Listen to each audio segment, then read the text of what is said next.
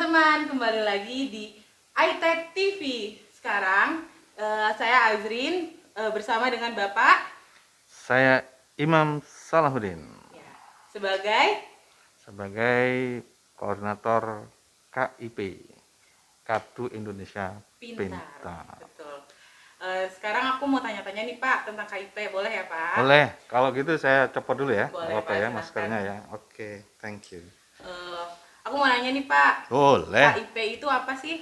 Oke, KIP itu adalah salah satu program dari pemerintah yang namanya Kartu Indonesia Pintar. Nah, KIP ini adalah kalau dulu sebelum KIP diberlakukan itu ada namanya bidik misi untuk pemerintahan sebelumnya. Kemudian di pemerintahan Pak Jokowi ini diganti dengan Kartu Indonesia Pintar. Dan pihak swasta, perguruan tinggi swasta boleh ikut dalam program Kartu Indonesia Pintar kuliah ini. Begitu. Tapi kurang lebih sama ya Pak prosesnya? Sama. Di sini tidak ada biaya, namanya beasiswa ya. Beasiswa full gratis. Oh, berarti dari awal dia daftar sampai selesai kuliah dia gratis. Gratis plus dapat tunjangan Rp700.000. Wow banget ya. Wow banget. Berarti hanya orang-orang pilihan ya, Pak? Oke, betul sekali.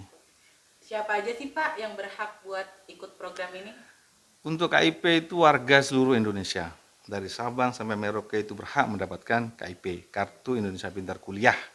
Bisa mendapatkannya, asal mereka mendaftarkan diri ke website dari KIP kemendikbud.go.id. Jadi daftar online gitu daftar ya? Online. Langsung berarti itu masuk ke webnya negara? Webnya kip.kemdikbud.go.id. Gitu guys. Jadi hanya orang-orang yang tertentu saja yang bisa dapat KIP. Ya, begitulah kira-kira. Oke, udah.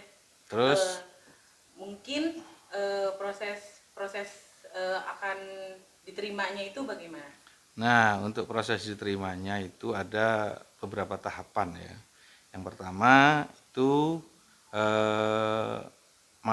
calon mahasiswa itu masuk ke dalam web kip.kemdikbud.go.id itu, kemudian dia memilih perguruan tinggi. Otomatis kalau mau daftar ke kita, memilihnya itu adalah Sekolah Tinggi Teknologi Informasi NIIT.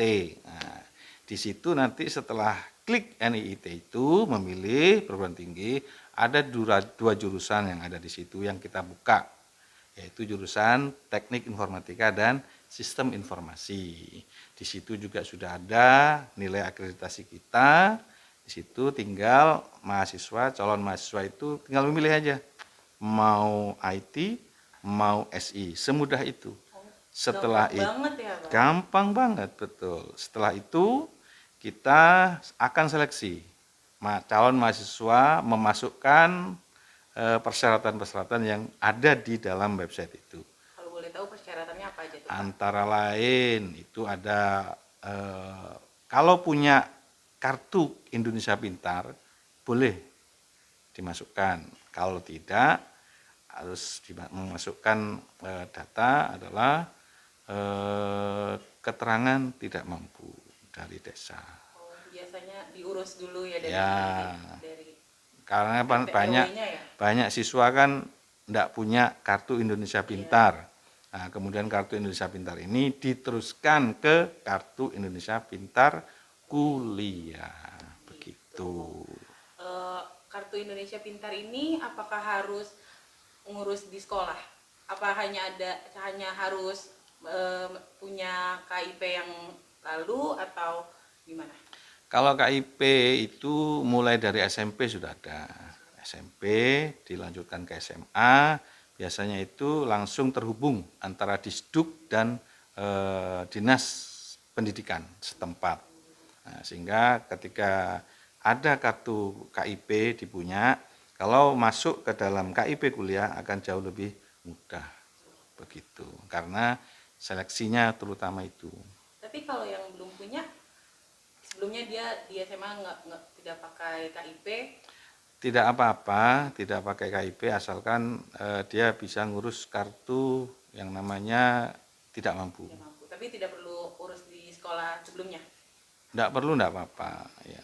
Kalaupun mau diurus, ya silahkan untuk mendapatkan KIP itu. Tapi memang mungkin memakan waktu yang lebih lama. Iya, benar. Begitu. Satu lagi nih Pak, Ya.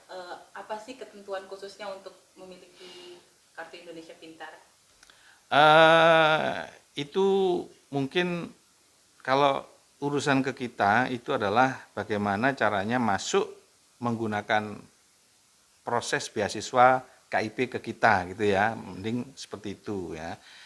Yang pertama itu kita akan seleksi. Yang pertama kita akan lihat dari sisi prestasi, ya nilai raport mulai dari kelas 1, kelas 2, kelas 3 itu kita lihat.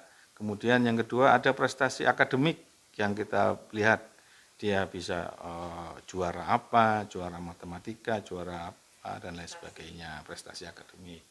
Kemudian yang kedua itu adalah prestasi non akademik. Misalkan dia juara olahraga. Nah, sekarang karena olahraganya ada 2, yaitu online dan offline, itu bisa kita ambil semua.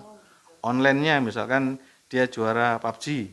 Oh bisa Pak sekarang? Bisa, ini milenial banget ini. Betul. PUBG, FF, ML. Nah, Bisa dimasukin Pak? kita masukkan itu untuk sebagai